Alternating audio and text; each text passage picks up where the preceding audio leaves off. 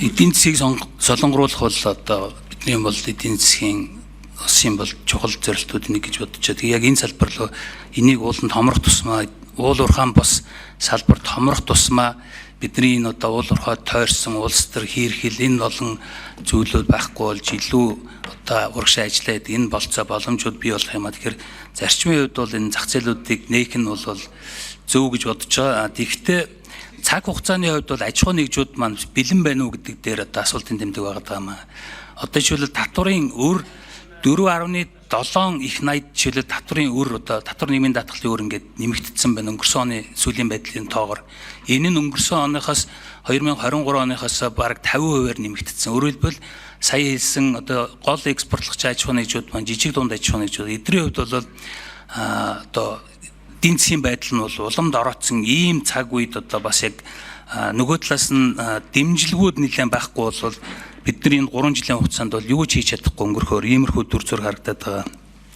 За бид гадаад хэргийн яам хөдөө аж ахуйн яамнаас эдэн асуулт асууя. Тэгээд энэ одоо гол экспортын одоо бүтээгдэхүүнийг хараад үзэхээр махтай холбоотой ер нь бол одоо хамгийн том бидний өсөлт хийх болцоотой салбар бол мах байгаа. Тэгэхээр махан дээр Оросын холбооны улсаас одоо болон одоо Евразийн хэлцээрт байгаа улсуудын гол тавьж байгаа юм бол тарифын бос одоо 20 зэрэгтэй холбоотой асуудлууд байгаа. Тэгээд энэ дээр одоо жишээлбэл яг Монгол талаас ямар ажлууд одоо яг хийгдэж байгаа энэ 20 зэргийг хангахын тулд нөгөө талаасаа одоо жишээлбэл яг энэ дээр мах ийм шаардлагуудыг авчвал ингээд авна гэсэн одоо тодорхой хэмжээний хүлээлтүүд байгаа. Яг гэвэл Оросын холбооны улс чинь бас өөрөө бас маш том одоо мах экспортлдог улс байгаа. Тэгэхээр манай хувьд одоо энэ дээр ямар шүү ажлууд хийгдэж байгаа гэдэг хөдөө аж ахуйн яамнаас гадаад хэргийн яамнаас өмнө бас энэ чиглэлээр Евразийн хэлцээртэй холбоотойгоор судалгаанууд хийгдэжсэн. Тэгэхээр тэр судалгаануудыг бас нэлээд яг хэдэн жилийн өмнө нэсэн одоо ашиггүй байдалтай судалгааны дүнгууд гарч ирсэн. Тэгэхээр саяын одоо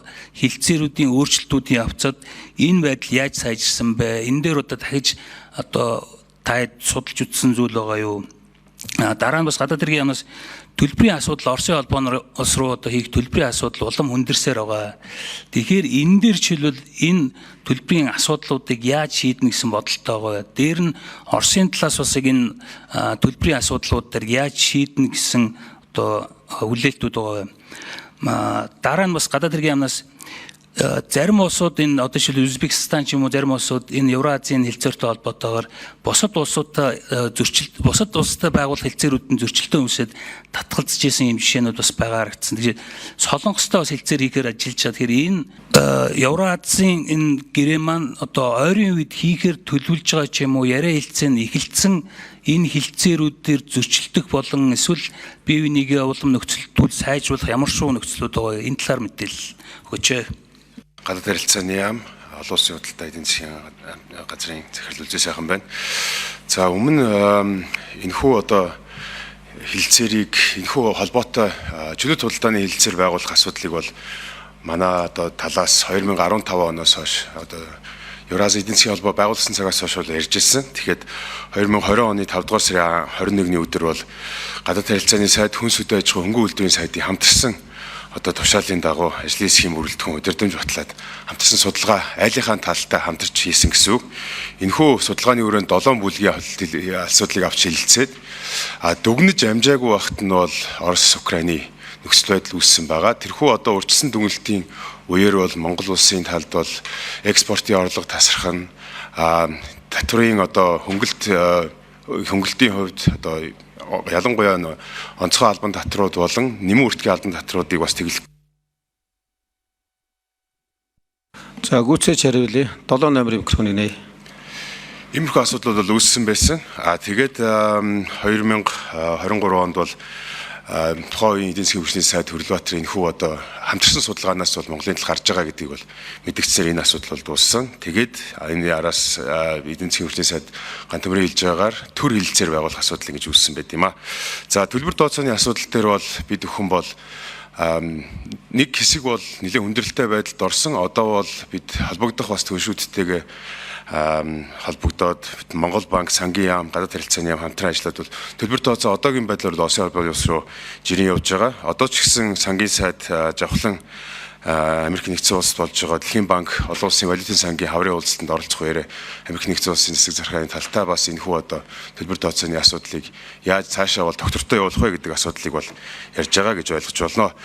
Солонгостой байгуулахаар ярилцж байгаа, хилцэж байгаа эдийн засгийн түншлэлийн хэлэлцээрийн хувьд бол одоо ажлын хэсэг Хариултыг гүйцэтгэх 7 номерын микрофоныг нээ.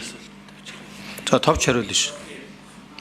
Солонгостой хийж байгаа эдийн засгийн түншлэлийн хэлэлцээрийн хувьд бол тус яам бол дөрвөн ажлын хэсгийн дэд ажлын хэсэгт оролцоод ажиллаж байгаа. Гарал үүслийн дүрм, хууль эрх зүйн орчин, мөн барааны одоо бас хөдөлгөөний хэсэгтэр бол ороод ингээд ажиллаад явж байгаа. Энэхүү хэлэлцээ бол 5 дахь удаагийнхаа үе шатны хэлэлцээг бол хийж дуусгасан байгаа. Ойрын хугацаанд бол 6 дахь шатны хэлэлцээг хийнэ гэсэн ийм хүлээлттэй байгаа. Баярлалаа. Ер нь бол энэ Евразийн чөлөөт худалдааны төр хэлэлцээртэй холбоотойгоор эдгээр орнууд руу энэ төр хэлэлцээрийн хүрээнд 20 цэрийн протокол тохирох асуудлыг бол нээлттэйгээр одоо тавиад өгсөн байж байгаа.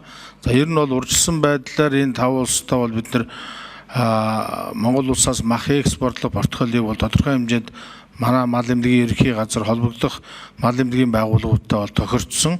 Түүнчлэн Оросын холбооны улстай бид урд нь бас Монгол малыг эрүүлжүүлэх гээд 2 шаттай хөтөлбөрийг бол хэрэгжүүлсэн. Энэ хөтөлбөрийг бас одоо 3 дахь үе шатыг үргэлжлүүлж хэрэгжүүлэе гэдэг байдлаар Оросын холбооны улс, Монгол улсын засгийн газрын комиссийн урлагийн протоколд бас тусгаад бэлтгэл ажлуудаа хангаад явж байгаа. За энийгээр бол мэдээж зөвхөн одоо энэ гоц халдварт өвчнөд холбоотой шүлхээ өвчний вакциныг сүүлийн одоо 8 жилийн туршид Оросын холбооны улсаас доктортой худалдаа авалт хийж одоо энэ малыг эрүүлжүүлэх чиглэлд онцгой анхаарч байгаа.